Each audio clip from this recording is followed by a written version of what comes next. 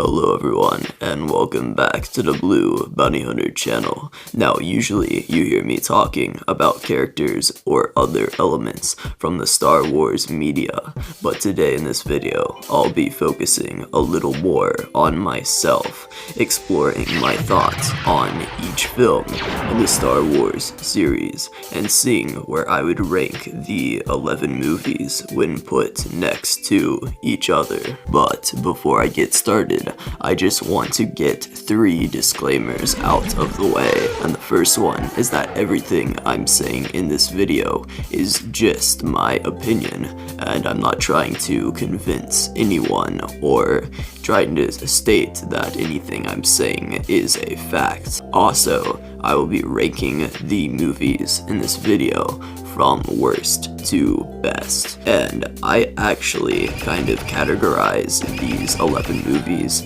into these 4 categories, and to me there are 2 bad movies, 2 good movies, and 1 great movie, and then 6 amazing movies. So in this video we'll be exploring each of those categories, and I'll just really give my thoughts on each movie. But starting off with the bad movies, in 11th place we have Star Wars Episode 9, The Rise of Skywalker. So this one is a pretty common take, because this is generally one of the more hated Star Wars movies you'll find in the community. But really my biggest problem with the movie is that the whole thing really just feels like a big mess. I mean, the directing is kind of poor, the writing is interesting to say the least, and all around it doesn't even look that good. It's kind of like a mess of colors, and I don't think the cinematography is all that great either. And that's not to say that this movie doesn't have a few good things here and there. I mean, some of the action is okay, and I will say at least they tried to make some new planets, even if they didn't all work very well. And then I think one of my biggest problems with the movie was also the fact that Princess Leia, basically they just put her into this movie for no reason, just to have her die towards the end of the movie. So I don't know, that always felt kind of nonsensical to me, that they would just throw her in here and then have her die anyway. So I didn't really like what they did with that. But yeah, all around there's just a lot of problems and things that don't work for me in this movie. But next up, in 10th place, we have Star Wars Episode 7, The Force Awakens. And while I will say I do have a little bit of nostalgia for this movie, as I do a little bit for each of the sequels, as I have my memories watching them in the theaters for the first time, this movie really just, the biggest problem at the end of the day is that it is a complete uninspired ripoff of A New Hope. And as I've said in previous videos, it basically just feels like A New Hope without all of the charm. Now, that's not to say that this movie doesn't have good things like The Rise of Skywalker. However, I actually do think this movie is a decent amount better than The Rise of Skywalker, just due to the fact that it does definitely feel like they cared about this movie. I mean, there's obviously a lot of effort going into everything, and unlike The Rise of Skywalker, while I don't think it has the most interesting color scheme, it still looks good and uniform, and the cinematography and everything in the film is pretty good. But that does not excuse all of the numerous problems it has, from boring planets and just really every element of the film being exactly like A New Hope, to just kind of boring characters and just a lot of different things that to me did not really work in this movie. Now, I will say Kylo Ren is an interesting villain. He's not very complex yet in this movie, but I did still enjoy Adam Driver's performance. And of course, Han Solo's death, while probably not what many people were expecting, was definitely done very well in my opinion. And we'll now be moving into the movies that I consider to be good. And in 9th place, we have Solo, A Star Wars Story. Now, like I said, I do think this is a good movie, but it is actually one that's kind of lost its charm over the years, I think, probably just because I've watched it so many different times. But yeah, even with that said though, I do think that there's some qualities that this movie has that has just always made me want to come back to it and watch it again. And the biggest one for me is Han Solo in this movie. I mean, even though it's not Harrison Ford, I do think that the new actor for the film, which for some reason I cannot remember the name of, but I do think that he did quite a good job in the movie, and I'm not saying he's exactly like Harrison Ford's Han Solo, but I am saying that it was a pretty good adaptation of the character that definitely intrigued me throughout the movie. And just all around, I do like the characters in the movie, like Kira and Beckett, and even Lando in the film, I honestly kind of like even better than in the original trilogy. And then obviously this movie also has just really good action scenes and is pretty well made all around. And also it had a very cool Darth Maul cameo at the end. But moving into 8th place, we have Rogue One, a Star Wars story. So this one's kind of the opposite of Solo in the fact that while Solo kind of shrunk on me as far as how much I liked it, this movie has actually quite grown on me over the years, and it's really just one of those movies that has so many different qualities that really just add up to a movie that feels like a lot of people cared about it. And you know, I think the Battle of Scarif is really good and very interesting, and I really like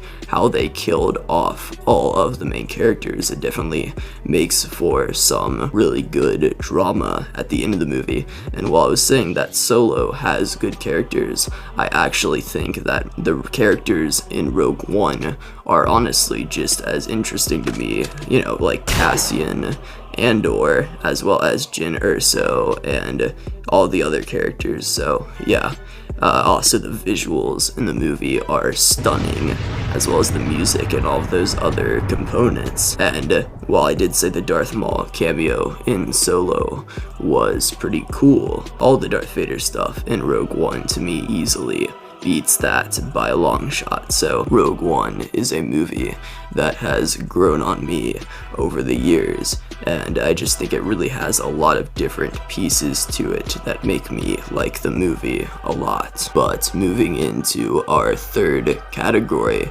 that being the great movies, I actually only have one movie for this part of the video, and that is Star Wars Episode 8, The Last Jedi. So, before 1,000 people in the comments, well, that would be if I had 1,000 people in the comments, but what I'm saying is before people start complaining, because I know this movie is quite controversial. I mean, half of people kind of like it, and then half of people really don't like it. And to be honest, it's probably more than half of people that don't like it at this point. I actually think that this movie is like the best of the sequels, and I actually did a full video on why I think it works where the other two don't, and you can check that out in the card in the corner of the screen. But really all around, The Last Jedi to me is just, you know, easily the best directed, and it's beautiful. The visual effects are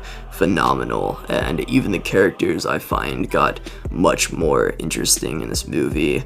And you know, I like the stuff with Rey. Surprisingly, I think Kylo Ren is probably the best aspect of this movie, and they did a lot of interesting things with him. And even some of the stuff with Finn as well as Poe Dameron I think works pretty good.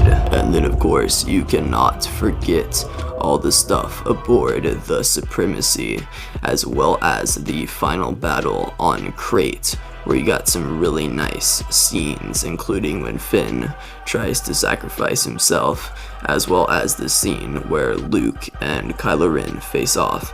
And honestly, my favorite scene in the whole movie would have to be the throne room scene where Kylo Ren and Rey face off against the Patronian guards. But yeah, all around, I just think it's a very well made movie. And while a lot of people didn't like what they did with Luke Skywalker, as well as other characters and plot lines important to the Star Wars saga, I honestly did not mind what they did. But now, for our last category of the video, we have in 6th place Star Wars Episode 4, A New Hope. or as it was known in 1977, Star Wars. So basically, as you can probably tell, my top 6 are literally just the original 6 George Lucas Star Wars movies, and there's a big reason for that, because generally I just think that Lucas had a really good vision for these movies, and I just think they all work really good on their own as well as together, but I'll be getting into the others here in a second. Now, the reason I have A New Hope at the bottom here of these 6, because I know a lot of people think this is probably the best or second best of the Lucas movies, and while it definitely has a lot of good qualities, such as all the stuff on the Death Star in the second act of the film, as well as Darth Vader and the Tusken Raiders, and just, it really sets up a new chapter in the story. It is also the first one that was made, and therefore the visual effects, as well as many other elements, I would say certainly got better as the films progressed. Also, I think this movie is very simple when compared to some of the other ones. I mean, it is basically just like some droids go to Tatooine, and you're introduced to Luke and Obi-Wan, and then they meet the other characters who go to the Death Star, rescue Leia, and then they fight some TIE fighters around the Death Star. It feels very simple when compared to the others, but that is not to say that it is not still a excellently made film. And I haven't even mentioned the fact that the actors in the film, that being Mark Hamill, Harrison Ford, and Carrie Fisher, really just have great chemistry with each other, and honestly just elevate the movie to a new level that it might not have been able to achieve otherwise. Next up, we have Star Wars Episode 2, Attack of the Clones. And this one, like A New Hope, is a movie that, while I think it has a lot of great stuff, it also does have a couple of little nitpicks that I think drag it down. And for me, some of those nitpicks is the fact that the beginning of the movie is not only kind of slow, but the plot, in my opinion, that being the whole thing with Obi-Wan and Anakin have to protect Padme from an assassination. I just didn't think it really felt like a proper Star Wars plot as far as scale goes. But also, I think that the relationship between Anakin and Padme was probably not handled the best, if I'm being honest. And also, I think my biggest problem with the movie is sort of the relationship between Anakin and Obi-Wan. I just didn't really like the fact that the two kind of hate each other and are always angry with each other. It just, I don't know, it feels like they could have maybe handled that a little bit better. With that said, you would be ignoring the fact that this movie does actually have some of the best action out of the entire series, with the speeder chase at the beginning, as well as the droid factory scene and the arena battle, and not to mention it has some really good character beats as well, such as when Anakin has to watch his mother die and then kills all of the Tusken Raiders. Also, it was really cool seeing just all of the Jedi charge at an arena full of battle droids in this movie, and I feel like it really is the only time in any of these movies, or kind of shows for that matter, where we just get to see all of the Jedi in a battle fighting together at kind of their height. So with all of that, on top of the fact that you get introduced to the clone troopers and Clone Wars on Kamino and stuff, I think this movie is a very, very good movie that does have a few problems here and there. But next up, in fourth place, we have Star Wars Episode 6, Return of the Jedi. And really, I just have one nitpick with this film, and that is that the part of the movie on Endor kind of goes on for a little too long, in my opinion, and I think that maybe the stuff with the Ewoks probably should have been cut a little bit shorter, because I do think that part of the movie is definitely kind of slower compared to the rest of it. But even with that said, this movie still has an excellent beginning as well as an end, and I'm referring to the stuff with Jabba's palace and Jabba's sail barge on Tatooine, as well as the final battle at Endor on the second Death Star, where we get some great space action, as well as the lightsaber fight between Luke and Vader before the Emperor tries to electrocute Luke, but then Vader, or Anakin at that point, sacrifices himself for Luke, kind of completing the series and showing Anakin as the chosen one, finally. And also, the beginning of the movie just provides some great action and has a bunch of aliens and other nice elements. And while I do think it is kind of cool to explore the timeline after Return of the Jedi, I would have to agree with a lot of people in the fan base that say that Return of the Jedi was the best place to end the series. In third place, I have Star Wars Episode 1, The Phantom Menace. And to me, this is just a very interesting and fun adventure movie at the beginning that ends with a great final battle, that of course being the Battle of Naboo. And not to mention the fact that this film has really great characters such as Darth Maul and Qui-Gon Jinn, and even showed us a young Obi-Wan, which I always thought was pretty cool. Also, this movie has an introduction to the battle droids, and just has a lot of great action, just like Attack of the Clones, including the pod race scene, which to me is just probably one of the best scenes in all of these movies that I think works really, really well. And really the big complaint I hear about this movie is that it is very boring. And I actually kind of disagree, because I think all of the action and interesting characters kind of make up for it. And the only part of the movie that I would even consider calling boring is maybe the part on Coruscant that does drag for a little bit. But in second place, we have Star Wars Episode 5, The Empire Strikes Back. And I don't even know if I really need to say anything about this movie. I mean, it is considered to be the best Star Wars movie, which is saying a lot, considering the fact that it came out after A New Hope, which is like one of the most famous movies ever made. But there are a lot of reasons for why this movie is as loved as it is, and some of those are just the really interesting storylines with Hoth and the Battle of Hoth, as well as Darth Vader being a great villain and character all around. And then the movie, of course, ends on Cloud City with Luke versus Vader, showing us the iconic scene where Vader tells Luke that he is his father, and all of that on top of the fact that this movie just has really good vibes to me that, I don't know, just feels kind of mysterious and always makes me feel at home with a sense of nostalgia and everything.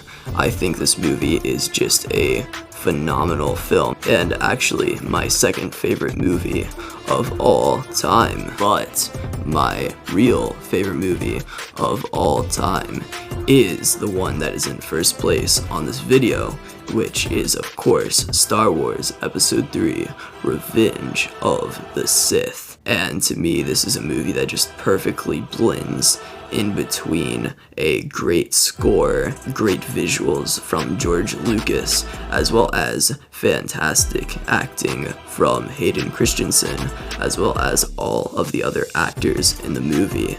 And that on top of the fact that just so many different things happen in this movie, such as the Battle of Coruscant, Order 66, and even the fall of Anakin Skywalker and the rise of Darth Vader, just provides an excellent, entertaining film that to me has just always been my favorite Star Wars movie, and also my favorite movie in general. Also, this movie has some of the best lightsaber fights in all of Star Wars, including Anakin versus Obi-Wan on Mustafar. So with all that said, it really just provides for an excellent movie, as well as a tragedy, because do not forget that this is easily the most emotional of all of the Star Wars movies, and for that, I think it definitely certainly deserves some praise. And with that said, that is my ranking for all of the Star Wars movies. And at the end of the day, there is at least one thing that I like from each of these films, with obviously the ones that are higher on the list having quite a few different good qualities to me. But anyway, that's it for this video. You can subscribe if you want to.